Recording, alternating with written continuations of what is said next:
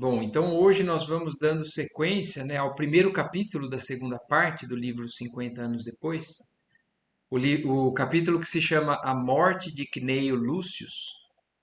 Na semana passada nós vimos, né, ainda o assédio do prefeito Lólio Úrbico em relação a Alba Lucínia. O marido, o Ovidio Lúcius, ainda está fora.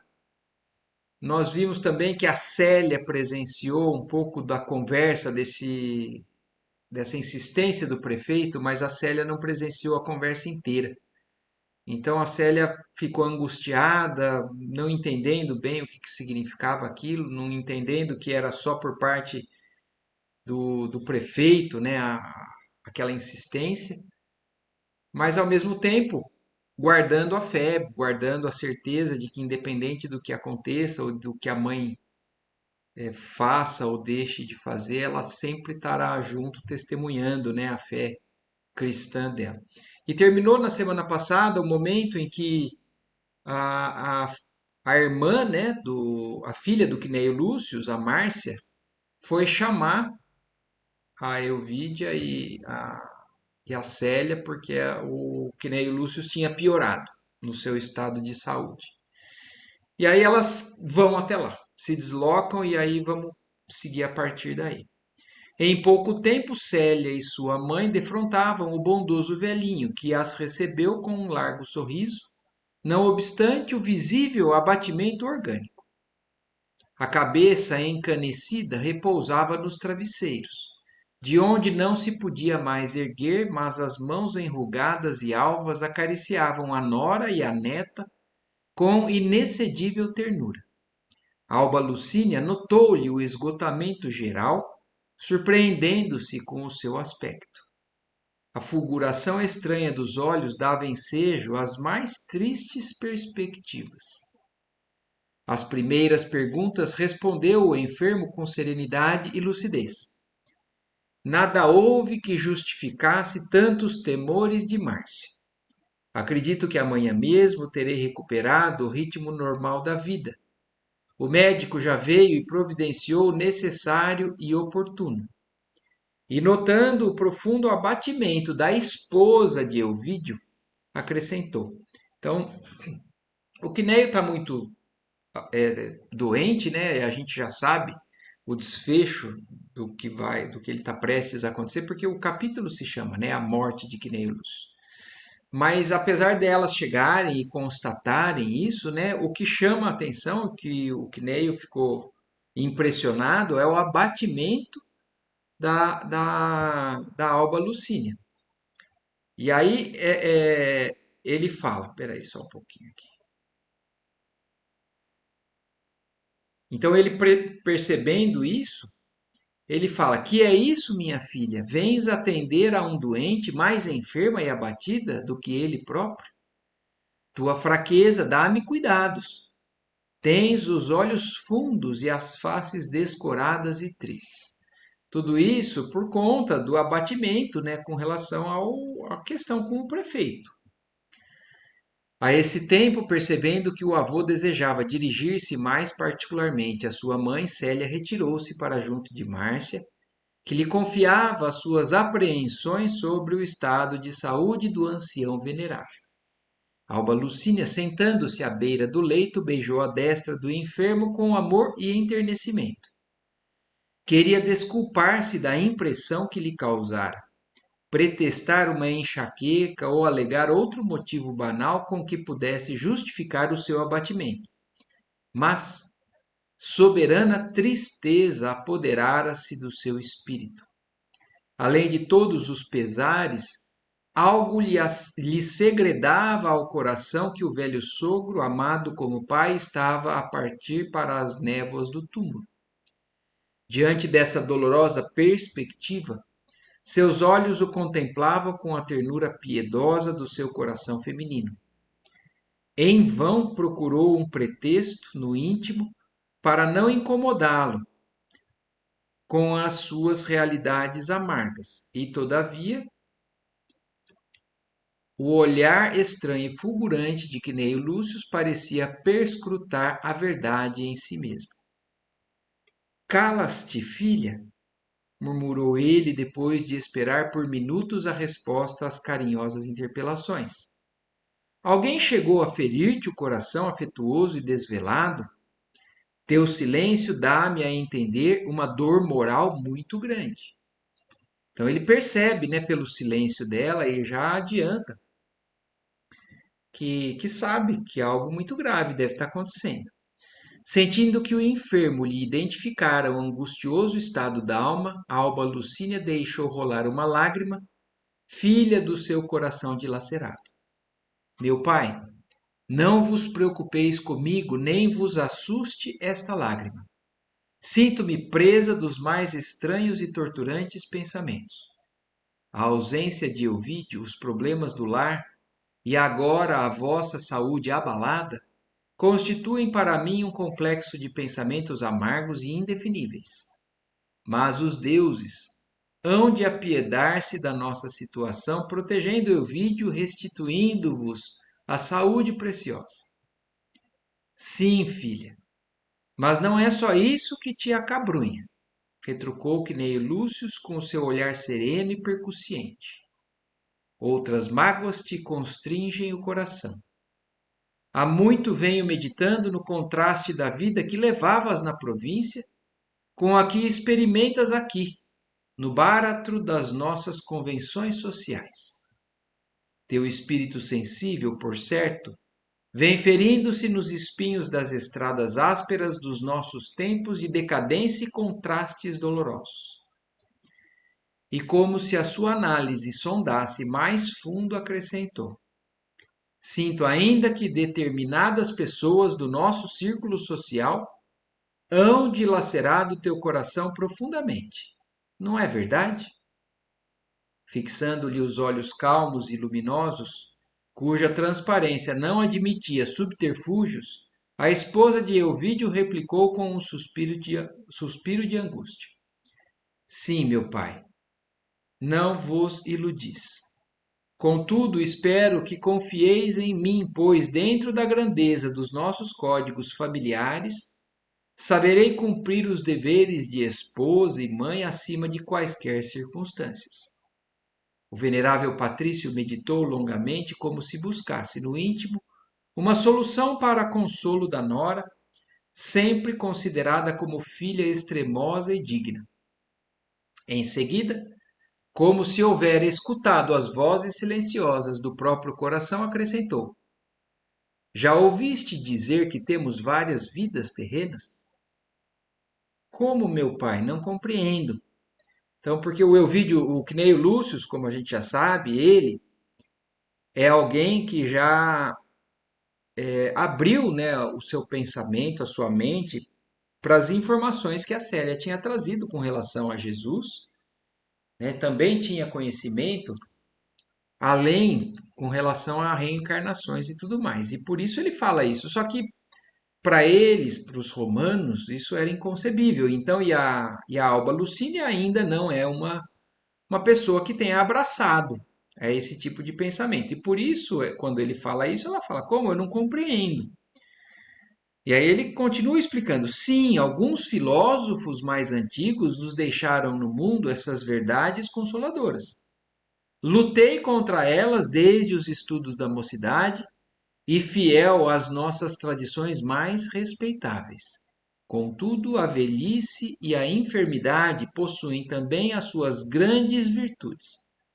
As experiências humanas ensinaram-me que precisamos de várias existências para aprender e nos purificarmos. Também é importante que a gente fale aqui, né? Jesus, na época, passou informações, inclusive nesse sentido.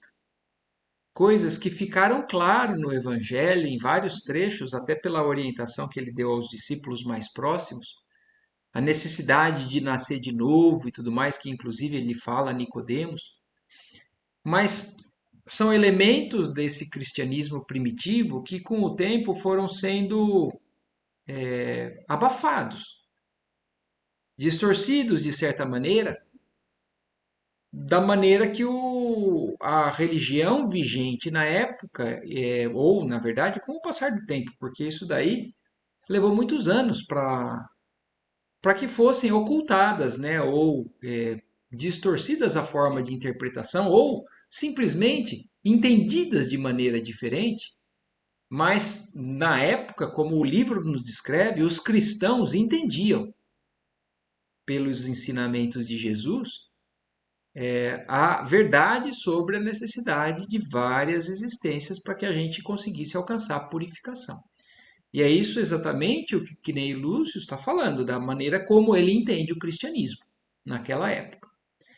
Falando que também, além de tudo, foi a idade, né, o tempo, a experiência e a própria doença dele lhe ajudou a entender isso melhor. Agora que me encontro no limiar do sepulcro, as mais profundas meditações me visitam a mente. A questão das vidas sucessivas aclarou-se com toda a beleza de suas prodigiosas consequências. A velhice faz-me sentir que o espírito não se modifica tão só com as lições ou com as lutas de um século, e a enfermidade me fez reconhecer no corpo uma vestimenta pobre, que se desfaz com o tempo.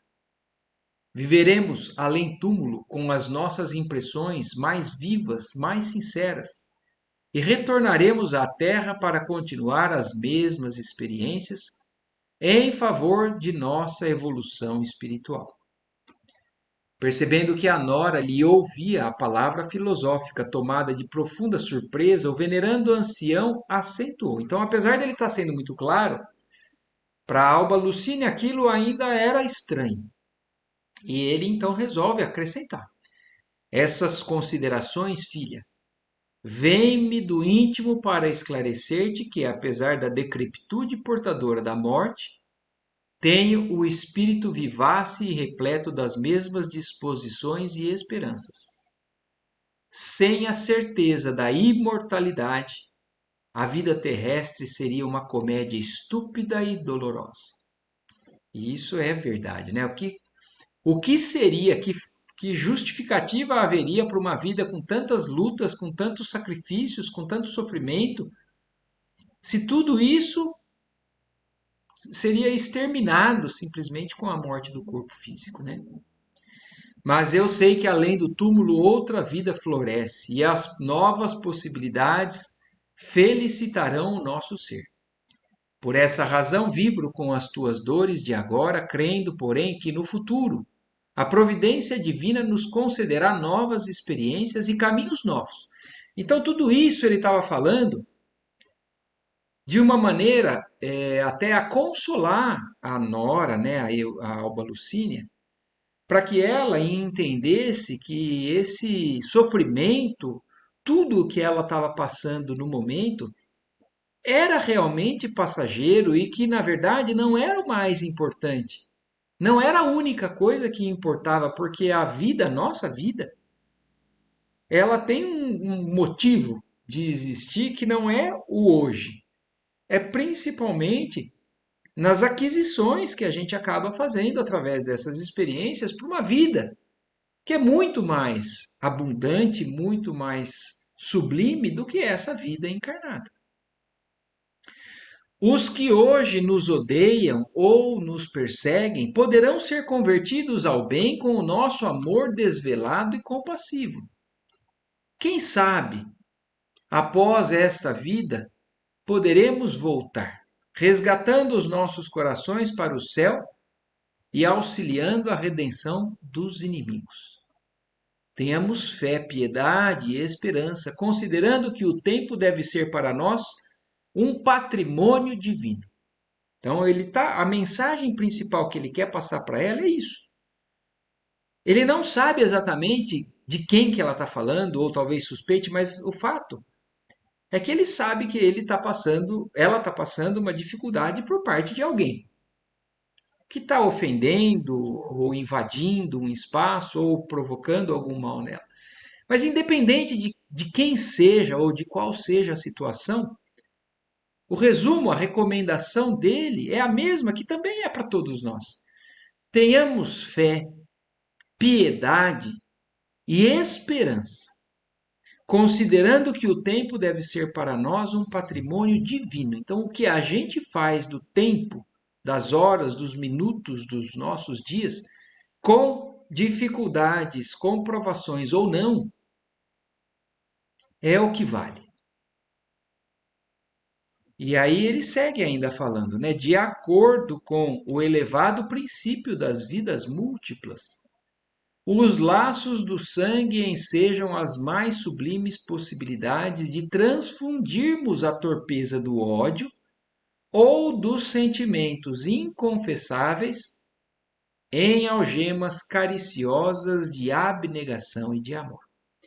Então, e também completando com essa ideia, né, de que por mais que um espírito esteja equivocado, errando muito, incomodando muito, como no caso dela, num determinado espaço do tempo daquela encarnação, aquilo é um relâmpago perante a eternidade, perante o que é possível se conseguir no futuro, com a perseverança da abnegação e do amor, no auxílio da conversão desses sentimentos menos dignos que nós muitas vezes sentimos, cultivamos ou vivenciamos de outros, num futuro mais purificado, mais sublime. Sem forças físicas para defender os filhos queridos das ciladas e perigos do mundo, guardo as minhas esperanças afetuosas para o porvir ainda longínquo, sem descrer da sabedoria que rege os trabalhos e as provações da existência terrena. Aqui também tem uma parte, né, que eu acho muito importante, porque quando a gente começa a cada vez mais entender o valor maior da vida espiritual, do futuro, a gente tem uma tendência, em alguns casos, de menosprezar da nossa vida material, tendendo, né, a, na verdade, dar pouco valor ao dia a dia, à importância da luta diária, da matéria mesmo, da sobrevivência. Mas isso que ele está falando, ele está mostrando a importância da vida futura sem descrer da sabedoria que rege os trabalhos e as provações da existência na Terra. Quinéio Lúcio estava fatigado. As palavras sábias e inspiradas saíam-lhe da garganta com dificuldade indefinível. Além disso, Alba Lucínia não lhe compreendeu as exortações carinhosas e transcendentes. Então ele já tinha alcançado, na verdade, uma compreensão muito além, né? Até do que ela era capaz de alcançar. E por isso também a gente começa a entender esse espírito, né, o Quinéio Lúcio, como sendo futuramente, né, nos outros livros, ainda existem outras reencarnações que mostram nas obras do Emmanuel, e mais recentemente ainda, convivendo, né, com o Chico Xavier, ainda desses espíritos que foram contemporâneos, reencarnados ali com o Chico, e agora, na verdade, depois, como o Quinéio Lúcio, como o Neio Lúcio, que é o espírito que traz uma série de mensagens para a gente, através de vários livros da obra mediúnica do Chico. Atribuiu-as intimamente a possíveis alterações mentais decorrentes do seu estado físico. Então ela achou que talvez aquilo fosse um devaneio, uma certa demência. E eu falei agora há pouco, né, da reencarnação do Quinéio Lúcio aqui, quando junto com o Chico. Eu, para falar a verdade, agora eu não tenho certeza.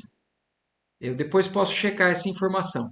Se ele só se comunicou através, como espírito, né, e mandou mensagens, ou se ele teve alguma participação reencarnada ainda, né, com o Chico mais inicialmente. Mas que nem o Lúcio, é Neio Lúcio que dita o Alvorada Cristã, que dita o Jesus no Lar, isso é fato. Aí, então, ela achando que aquilo era parte, né, um devaneio do sogro, mostrando-se mais forte em face das próprias amarguras, fez sentir ao ancião que o seu estado requeria repouso e deveria abster-se de esforços prolongados e inadequados ao momento. O sábio Patrício percebeu a incompreensão da nora, esboçando um sorriso carinhoso e resignado. Daí a momentos, a esposa de Ovídio confiava aos da casa as suas impressões relativamente ao estado mental do enfermo, o que, conforme esclarecera Márcia, não era surpresa desde que o generoso velhinho manifestara suas simpatias pelas doutrinas cristãs. Somente Célia compreendeu a situação, correndo a consolá-lo. Então, de toda aquela conversa, né, daquela sabedoria de compreensão mais elevada, a única que tinha sintonia ou compreensão verdadeira era a Célia, a própria neta. Tanto a filha, né, a Márcia, quanto a nora não concordavam, não entendiam aquilo. Então somente Célia compreendeu a situação, correndo a consolá-lo. Com a sua ternura imensa, abraçou seu avô, enquanto ele lhe advertiu: sei por que assim me beijas e abraças. É pena que todos os nossos não possam compreender os princípios que nos esclarecem e consolam o coração. Aos outros não deverei falar com a franqueza com que permutamos nossos pensamentos. A ti, portanto, cumpre-me confessar que meu corpo está vivendo as derradeiras horas. Daqui a pouco terei partido para o mundo da verdade, onde cessam todos os convencionalismos humanos. Em vez de confiar-te a teus pais, confio os meus filhos ao teu coração. Olha que lindo isso daqui, né? Ele sendo muito sincero com a Célia, né? Se aos outros ele falou, não, tá tudo bem, logo eu vou ficar bom. Para a Célia ele é sincero, ele fala, não, eu sinto que eu tô nas últimas horas. E aí, dando um conselho para a Célia, né? E olha que legal, reconhecendo a envergadura moral, o preparo que a Célia tinha frente aos pais dela, né, a Alba Lucínia e o Ovídio Lúcio, ele fala: em vez de confiar-te aos teus pais, confio eles ao teu coração. Sinto que Ovídio e Lucínia experimentam muitas amarguras no ambiente de Roma, do qual há muito se desabituaram. Sacrifica-te por eles, filhinha. Se sobrevierem situações difíceis, ama-os ainda mais. Tu, que me levaste ao Evangelho, deverás recordar que Jesus afirmava-se como remédio dos enfermos e pecadores. Sua palavra misericordiosa não vinha para os sãos, mas para os doentes, e as mãos para salvar as ovelhas tresmalhadas do seu aprisco divino. Não temas a renúncia ou o sacrifício de todos os bens do mundo. A dor é o preço sagrado de nossa redenção. Olhem os conselhos que o velhinho, né, o senhor, o vô dela tá dando para ela. E imaginando, né, a possível vida difícil que ela teria dali para frente, frente ao que ele já estava sentindo com relação às amarguras da nora. Se Deus apiedar-se de minha indigência espiritual, virei do mistério do túmulo para te fortalecer com o meu amor, se tanto for preciso. Olha, então até isso ele fala, ele dá lição para que ela, reforçando, né? Não só lição porque ela é um espírito preparado já, né? Mas dando os conselhos de alguém encarnado, a uma mente encarnada, que também tem sua importância. Mas ele, além de tudo, os conselhos sábios, né, e cristãos que ele dá para ela, ele fala: e se a providência divina me permitir, eu volto para te ajudar.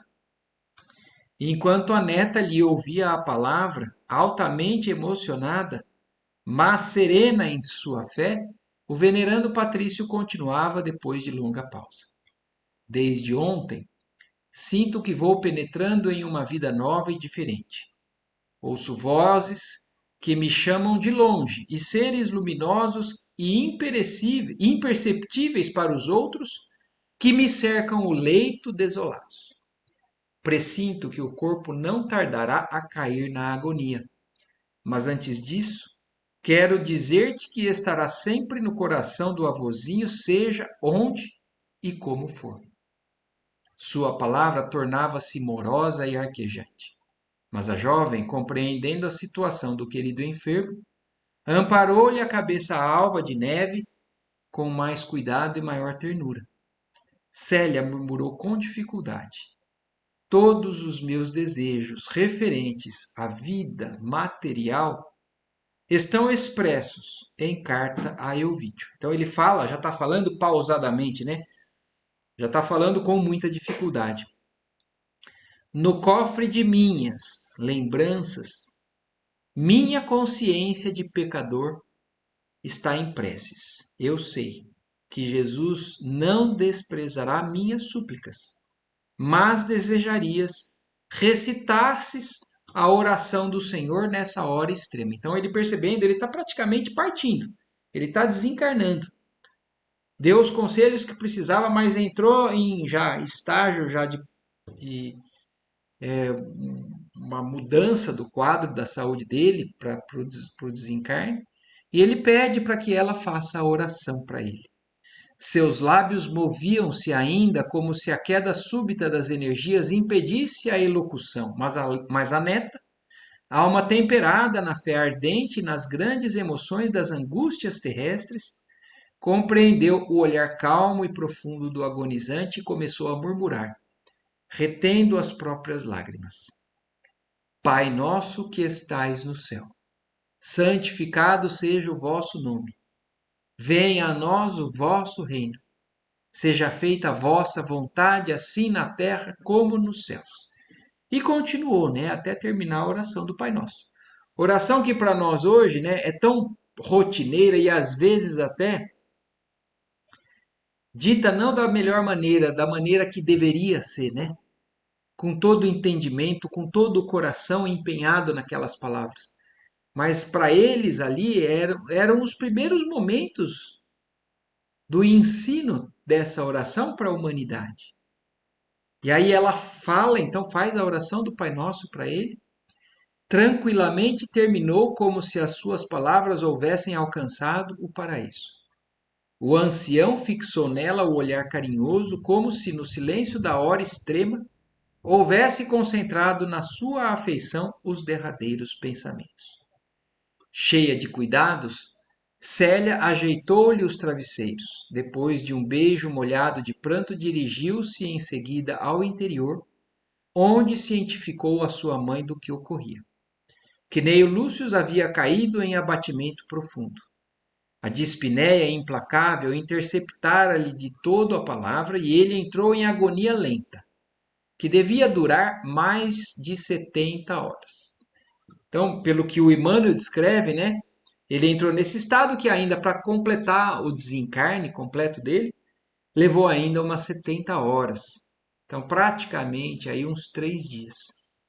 De nada valeram os recursos médicos do tempo, com as suas fricções e beberagens. O moribundo perdia o tônus vital aos poucos, em meio das mais dolorosas aflições. As lágrimas de Márcia e de Publícia misturaram-se às de Alba Lucínia e filha, ante os rudes padecimentos do velhinho adorado. Um servo foi expedido a toda a pressa para Capua, requisitando a presença de Caio Fabrícios e sua mulher, que poderiam talvez chegar a Roma para as derradeiras homenagens. Então a outra filha, né, do Elvídio Lúcius, que era a Elvídia, juntamente com o seu marido Caio Fabrícios, moravam em outra cidade.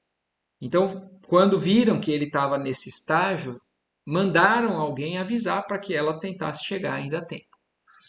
O filho do Cneio Lúcius, né, o Elvídio Lúcius, esse estava naquela cidade mais distante junto com o imperador, trabalhando, né, e que provavelmente não seria suficiente, nem mesmo o aviso para que ele tentasse voltar. Era uma distância aí mais importante.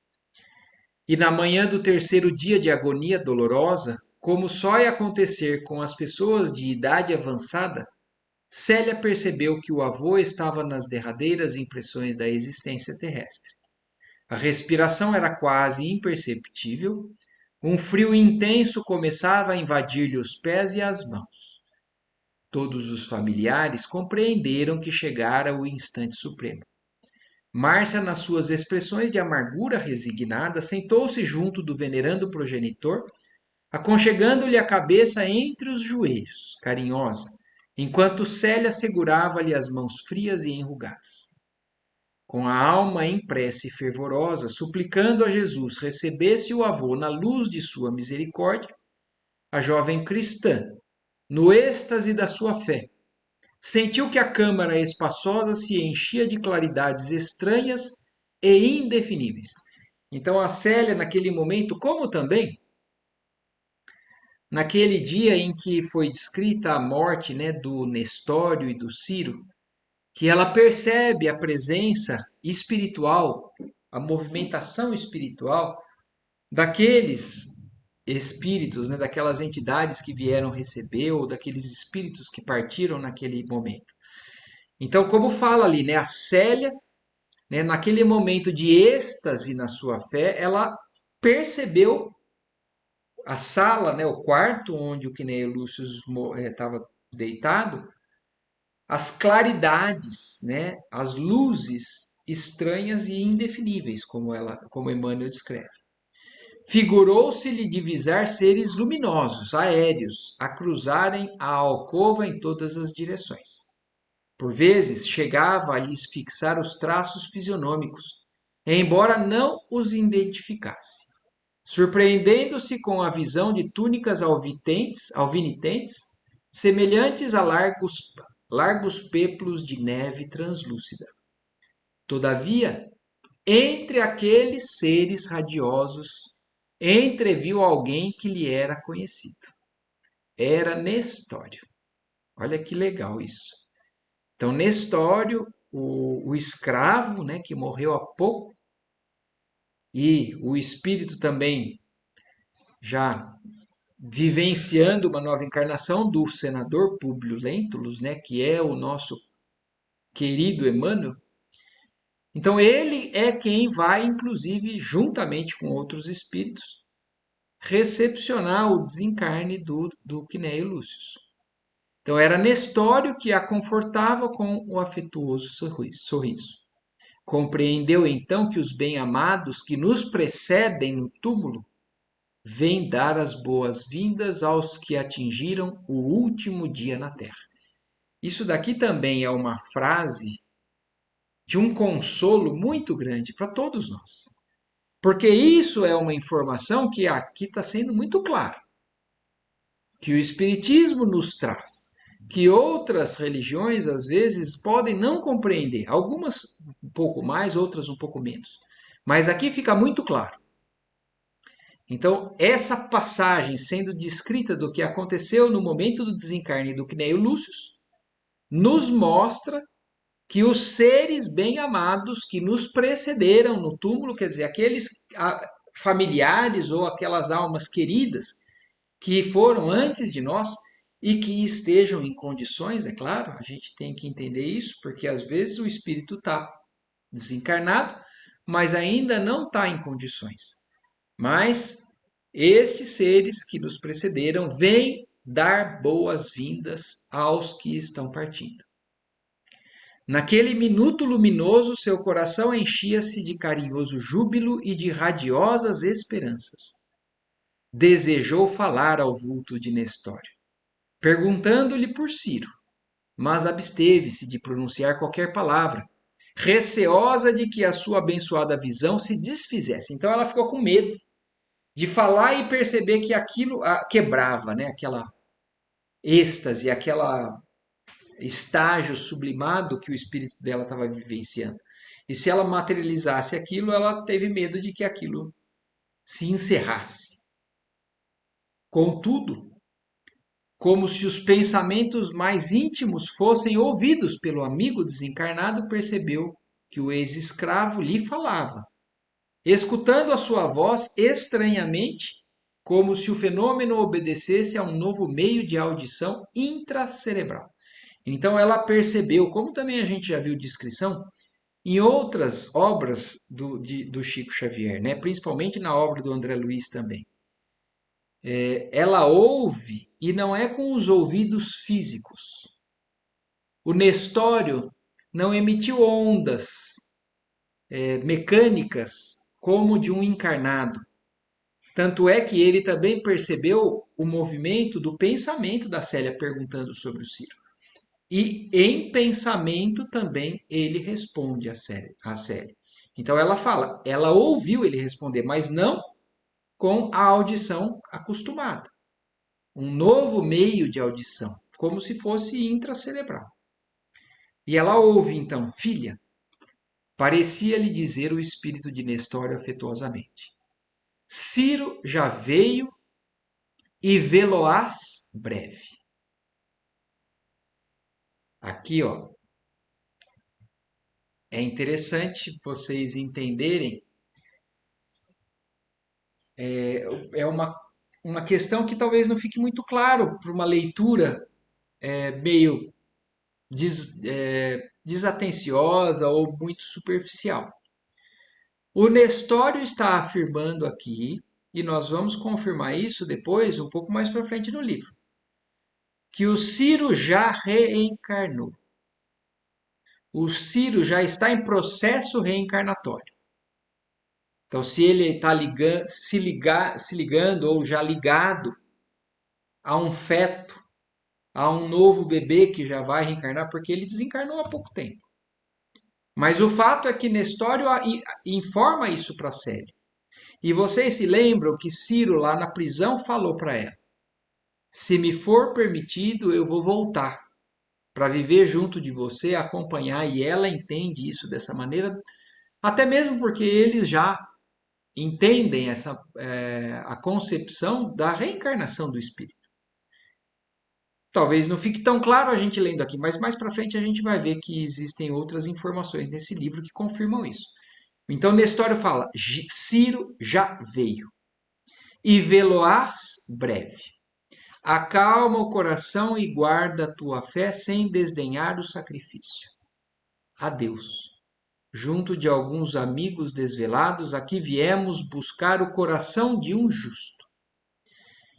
Então, é uma reflexão ou uma consideração que eu estou fazendo aqui para que a gente também entenda muito com relação às informações que o Espiritismo nos traz. Porque existe uma tendência também da gente achar, pelo exemplo de uma história, e de às vezes querer generalizar esses processos reencarnatórios. Por exemplo, a gente começa a entender um pouco sobre a vida espiritual na obra de André Luiz. E André Luiz a gente vê que ele fez algumas coisas erradas, não pareciam tão erradas assim, mas passou 7 anos do umbral. Depois, quando se arrependeu, pediu socorro, passou mais um bom tempo aprendendo no mundo espiritual no nosso lar.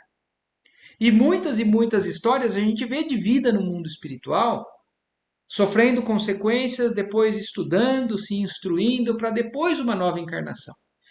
E existe uma tendência de talvez a gente achar que é sempre assim. Ah, então não pode reencarnar tão rapidamente. O livro dos Espíritos os Espíritos nos respondem que na verdade não é bem assim. A reencarnação pode levar a vida, né, no mundo espiritual errante, ela pode levar alguns meses ou alguns dias, meses, ou às vezes séculos. Um espírito pode levar séculos para poder reencarnar. Mas no começo dessa obra, a gente já fez uma conta e percebeu que o Públio Lentulus, ele desencarnou no livro passado, no ano de 79, se eu não me engano, não tenho certeza. E agora, no ano de 130, ele já tinha 40 anos, nessa nova encarnação dele como Nestor. Então, já é o primeiro indício que nos mostra, nos confirma, que em alguns casos, as reencarnações podem acontecer de maneira mais rapidamente. E aqui, agora, mais uma vez, confirmando com essa história do Sírio que nós vamos presenciar mais para frente. E aí, quando ele fala isso, com os olhos marejados de pranto, a filha de Elvídio notou que Nestório abraçava-se ao moribundo, enquanto uma força invencível a arrancava do êxtase, fazendo-a voltar à vida comum. Como se houvera chegado de outro plano, ouviu que Márcia e sua mãe pranteavam e certificou-se de que o moribundo deixara escapar o último suspiro. Então a Célia estava vivendo tudo isso daí no mundo espiritual, totalmente ausente da vida dela ali material. Então ela como se ela tivesse realmente em êxtase ou num desdobramento do espírito dela no mundo espiritual, ainda ligada à encarnação. Mas um fato fez com que ela voltasse rapidamente, que é a choradeira, né, ali das duas, mostrando que realmente agora ele tinha acabado de desencarnar. Cneio Lúcio, com a consciência edificada nos largos padecimentos de uma longa vida, partira ao amanhecer, quando o maravilhoso sol romano começava a doirar as eminências do Aventino com os primeiros beijos da aurora. Então um luto pesado se abateu sobre o palácio, que por tantos anos havia servido de ninho aos seus grandes sentimentos. Durante 8 dias, seus despojos ficaram expostos à visitação pública, na qual se confundiam nobres e plebeus, por lhe trazerem todos um pensamento agradecido. A notícia do infausto acontecimento foi mandada a Elvídio pelo correio do próprio imperador, enquanto Caio e a esposa chegavam da Campânia, a fim de assistir às derradeiras homenagens ao morto ilustre e querido. Cneio Lúcio não tivera o conforto da presença de Elvídio, mas Fábio Cornélio fez questão de tomar todas as providências para que não lhe faltassem as honras do Estado. Então, só confirmando, realmente não deu tempo do filho dele, né, o Elvídio, vir. Ele ficou sabendo porque foi mandado o recado, mas ele não foi ao enterro do pai. Mas a neta, casada, né, com o Fábio Cornélio, com o Caio Fabricius, estava presente. E apesar da ausência do Elvídio Lúcio, o Fábio Cornélio, que era o pai da Alba Lucínia, fez questão de tomar cuidado, conta de todos as honras, né, que eram a esse espírito. Assim que o venerando Patrício, justamente conhecido e estimado por suas virtudes morais e cívicas, antes de baixar ao túmulo, recebeu as homenagens da cidade em peso. Então, assim desencarna, né, nessa encarnação, esse espírito. O avô da Célia foi um grande companheiro dela, um espírito que muito apoio, deu muita também sabedoria, passou para ela, apoio, e o compartilhar das ideias cristãs. Então, isso foi também de um grande suporte para a Célia, né? E aqui, então, encerramos esse capítulo, para na semana que vem a gente entrar no segundo capítulo da segunda parte do livro 50 anos depois, o capítulo que se chama Calúnia e Sacrifício. Mas com relação ao que nós vimos hoje, né, algumas observações, aí, algumas informações importantes, alguma consideração que vocês queiram fazer ou alguma dúvida? Não, para mim tá tudo ótimo. Maravilha, Adila. Então tá joia. Gandolf, se tiver tudo bem, então também. Então, maravilha. Vamos agradecer a Deus só mais uma vez pela oportunidade, né, da gente fazer juntos isso daqui. E uma ótima noite para vocês, uma ótima semana. Semana que vem começamos então o segundo capítulo. Se Deus quiser. Boa noite. Boa Tchau, noite, tchau. Marcos.